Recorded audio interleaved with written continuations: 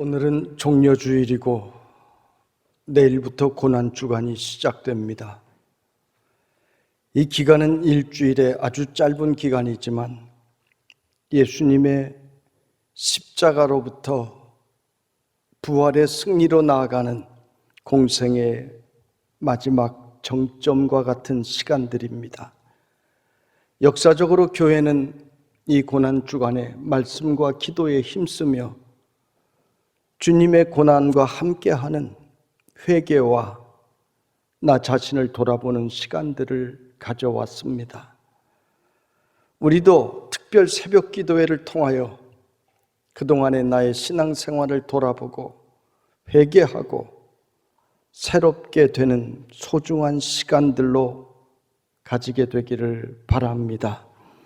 우리나라는 미국 교회의 영향으로 절기 가운데 성탄절을 크게 지켜왔지만 동방정교회나 세계 모든 교회의 교회력의 중심에는 부활절이 있습니다.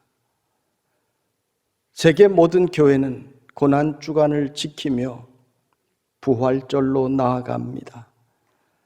우리 도림교회 성도들도 이 기간 동안 외식이나 오락 같은 것을 좀 자제하시고 주님의 고난과 부활에 함께하는 성도들이 되시기를 바랍니다. 오늘 말씀을 보면 예수님은 빌라도의 법정에서 재판을 받습니다. 역사적 기록에 의하면 빌라도는 굉장한 폭군으로 알려져 있습니다. 그런데 오늘 성경에 보면 이 빌라도는 예수님을 살리기 위해 애를 씁니다. 유대인의 명절인 유월절에는 중죄수를 특별 사면해 주는 제도가 있었는데 빌라도는 이 제도를 이용하여 예수님을 놓아주려고 합니다. 오늘 말씀 19절에 보면 빌라도 총독의 아내가 사람을 보내어 이르되 저 옳은 사람에게 아무 상관도 하지 마옵소서. 오늘 꿈에 내가 그 사람으로 인하여 애를 많이 태웠나이다 라고 했기 때문입니다. 남편에게 예수님에게 해를 가하지 말라고 부탁한 이 여인은 원래 왕족 출신으로 클라우디아 프로콜라라고 그 이름이 알려져 있습니다. 이 클라우디아가 꿈을 꾸는데 끝이 보이지 않는 수많은 무리들이 빌라도가 예수께 고난을 주고 십자가에 못 박았다고 한 목소리로 말하는데 그 얼마나 소리가 웅장한지 땅을 울리고 그래서 소름이 돋는 꿈을 꾸고 식은땀을 흘리며 잠에서 깨었다고 말하는데 이것이 역사적 사실인지는 알 수가 없습니다. 학자들은 클라우디아가 본 것은 본디오 빌라도에게 고난을 받아 십자가에 못 박혀 죽으시고라고 오늘 우리가 함께 고백한 이 사도신경을 후대의 크리스천들이 함께 고백하는 그 모습을 하나님께서 보여주신 것이라 이야기를 합니다. 빌라도에게 고난을 받고 십자가에 못 박혔다고 전 세계 온 땅이 진동하도록 흔들리는 그 소리가 얼마나 끔찍하게 들렸겠습니까? 클라우디아는 이후에 예수를 믿었다고 전해지고 있는데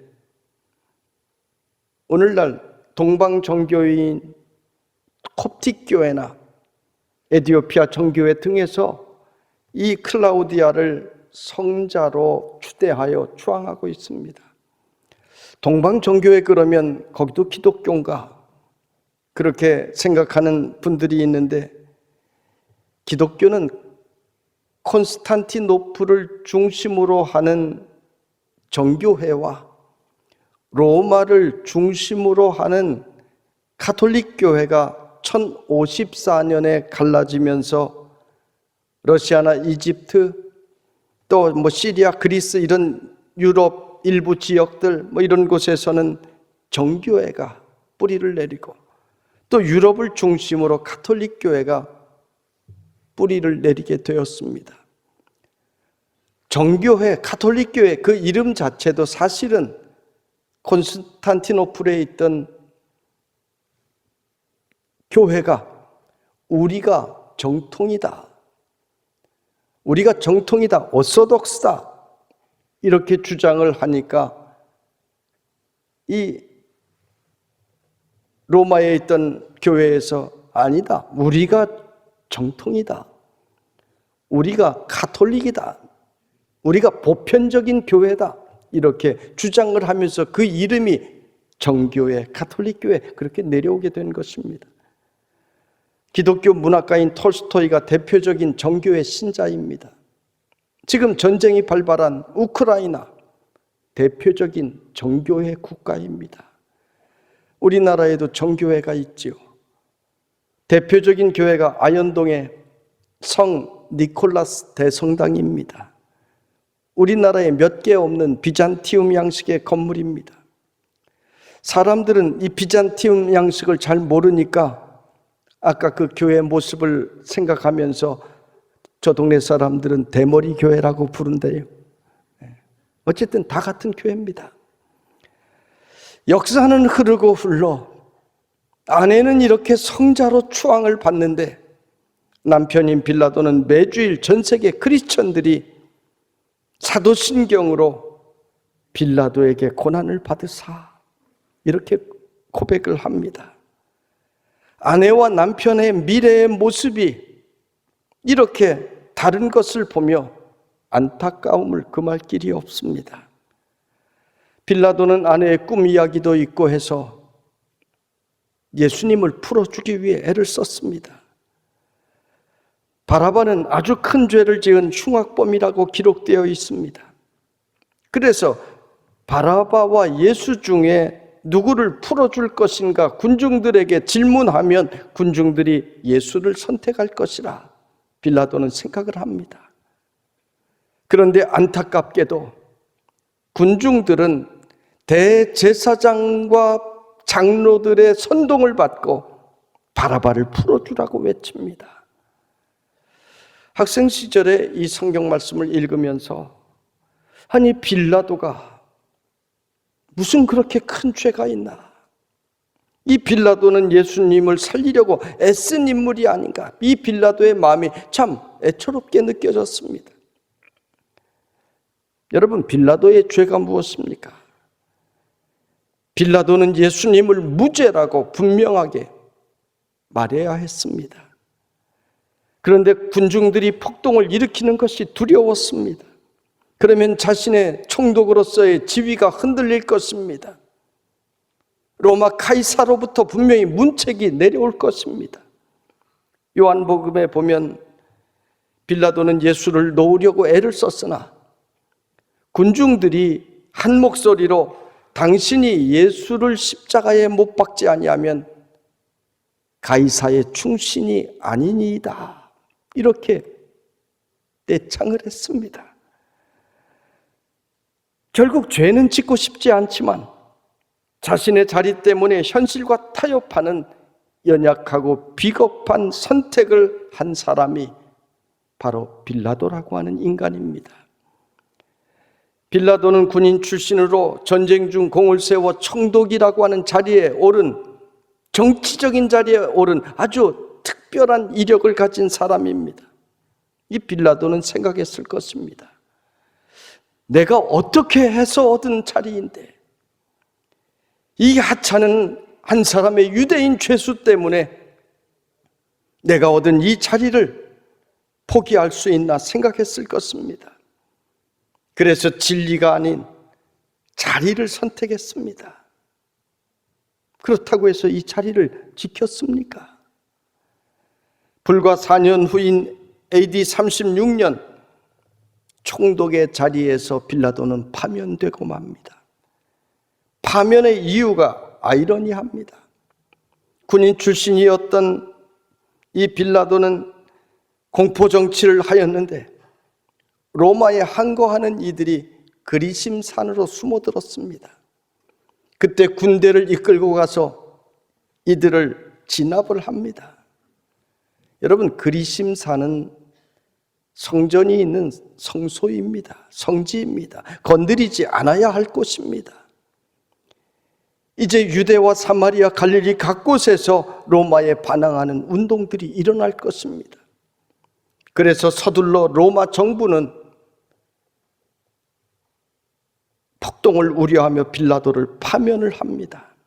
여러분, 빌라도는 군중들의 마음을 사기 위해 예수님을 십자가에 못 박으라고 내어 주었는데, 채찍질까지 했는데, 오히려 군중들에 의해 총독자리에서 파면당하는 일이 일어나고 만 것입니다. 그리고 유명한 역사가 유세비우스의 기록에 의하면 이 일 이후에 자살했다라고 하는 기록이 있습니다. 빌라도가 처음에 말한 대로 나는 예수에게서 어떤 죄도 찾지 못하였노라. 그가 무슨 죄가 있느냐? 그는 무죄다라고 계속 소신 있게 말했더라면 얼마나 좋았겠습니까? 물을 가져다가 손을 씻으며 나는 무죄다, 이 사람의 핏값을 너희들이 대신 당하라 한다 해서 자신의 죄가 없어지는 것은 아닙니다. 빌라도는 역사적인 죄인이 되었습니다. 오늘날 전 세계 기독교인들은 예수님께서 빌라도에게 고난을 받아 십자가에 죽으셨다고 매주일 사도신경으로 고백하고 있습니다. 책임이 있는 자리에서 자신의 출세 지향적인 사고방식 때문에 책임을 다하지 못한 죄가 바로 빌라도에게 있는 것입니다. 오늘 종려주의를 맞이하며 우리는 빌라도의 이야기를 통해 깨닫는 것이 있어야 할 것입니다. 우리도 기독교인의 이름 때문에 죄는 짓지 않아야 되겠고, 현실은 나에게 협박을 하고, 그래서 적절히 타협하고자 하는 빌라도의 그 연약한 모습이 내 내면에 있는 것을 우리는 바라볼 수 있어야 하겠습니다. 나는 죄를 짓지 않았으니 너희들이 죄를 지었으니 물로 손을 씻으며 너희들의 죄다. 못 본 채하고 회피하는 빌라도의 그 모습이 오늘 우리의 모습은 아닌지 살펴보아야 할 것입니다. 우리는 내가 선택한 대로 멀지 않아 하나님 앞에 서서 결산을 하게 될 날이 올 것입니다. 성도 여러분, 하나님께서는 우리에게 내가 잘 살았느냐, 내가 성공했느냐 이런 것을 묻지 않았습니다. 하나님께서는 내가 어떻게 살았느냐, 네가 무엇을 하고 살았느냐 이것을 우리에게 물으실 것입니다. 우리는 부끄럽지 않은 선택의 길을 한 걸음 한 걸음 걸어가 그리스도인답게 살고 하나님 앞에 담대히 설 수 있는 성도들이 되시기를 주님의 이름으로 축원합니다. 또 한 가지 안타까움이 있는데, 우리는 여기서 군중들의 모습을 보며 안타까움을 느끼게 됩니다. 종려주일에 예수님께서 나귀 새끼를 타고 예루살렘 성에 입성하실 때 군중들은 거리를 가득 채우며 종려나무 가지를 들고 흔들며 호산나를 외치며 메시아를 외쳤습니다.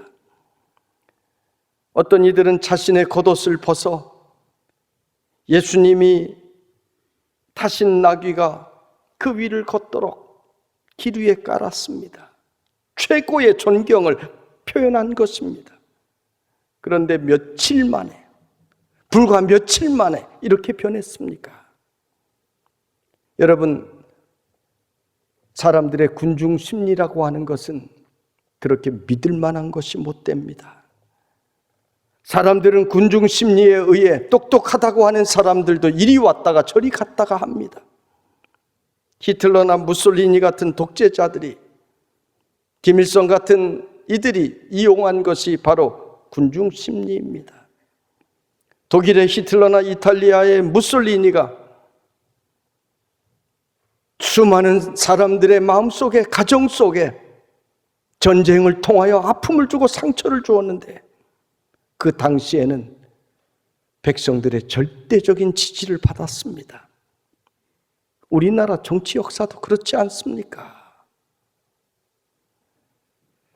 그런데 그것이 오래가는 것이 아닙니다. 진실이 아닌데 그것 때문에 나라가 흔들리고 그런 적 많이 있었습니다. 상황이 바뀌면 언제든지 떠나는 것이 군중 심리입니다. 이것은 남의 이야기가 여러분 아닙니다. 오늘도 수많은 사람들이 유튜브 같은 SNS를 통해 집단적인 생각을 가집니다. 사실이 아닌데 같이 흥분합니다. 이념 때문에 사람을 미워합니다. 여러분, 우리도 그 집단 속의 한 사람은 아닌지요? 영화계의 거장인 히치콕은 그의 작품마다 그 자신을 심었습니다. 그래서 영화를 좋아하는 사람들은 히치콕의 영화를 보면서 숨겨진 히치콕을 찾는 것이 제가 젊을 때 유행했었습니다. 어떤 영화는 아무리 찾아도 히치콕이 보이지 않았는데 나중에 보니 신문 기사 속에 사진으로 들어 있었습니다. 어떤 영화는 아무리 찾아도 보이지 않았는데 벽에 스치듯 지나가는 초상화로 나온 적도 있었습니다. 히치콕이 이 영화를 통해 이야기하는 것은 나도 이 영화 속에 함께 있다는 것입니다. 미술의 거장 렘브란트는 그의 그림 속에 자기 자신을 그려놓고는 했습니다. 십자가에 달리신 예수님의 모습을 그린 성화에서도 보이지 않는 구석의 컴컴한 곳에서 예수님을 바라보는 그 모습이 참으로 애처롭습니다. 나도 그때 예수님은 죄가 없다고 항의하지 못하고 로마 병사들이 두려워 군중 속에 숨어있는 한 사람이었다는 고백을 렘브란트는 그림들을 통해서 하고 있는 것입니다. 오늘 우리가 사는 세상은 늘 선택을 요구하고 있습니다. 복음을 택할 것인가, 거짓과 위선을 택할 것인가, 우리에게 늘 묻습니다. 신앙을 택할 것인가, 현실의 자리를 택할 것인가, 우리에게 묻습니다. 예수냐, 바라바냐, 우리에게 늘 묻습니다. 2000년 전 예수냐, 바라바냐 너희가 선택하라고 할 때 우리도 군중들 틈에 끼어 눈을 부라리며 바라바를 놓아주라고, 바라바를 놓아주라고 외치고 있는 그 한 사람이 바로 내 모습이었음을 우리는 이 종려주의를 통해 발견할 수 있어야 합니다. 성도 여러분, 오늘 우리는 종려주의를 맞이하며 성찬의 예식을 합니다. 주님의 살과 피를 대하며 그동안 우리가 세상 속에서 예수님을 택하지 못하고 바라바를 외쳤던 우리의 비신앙적인 모습들이 씻겨지기를 원합니다. 빌라도처럼 나약한 모습으로 현실이 두려워 주님을 선택하지 못했던 우리의 모습들을 씻겨주시는 성찬의 예식이 되기를 원합니다. 그리고 그래도 우리를 늘 불러주시는 주님의 은혜의 성찬에 감사함으로 참여하는 성도들이 되시기를 주님의 이름으로 축원합니다.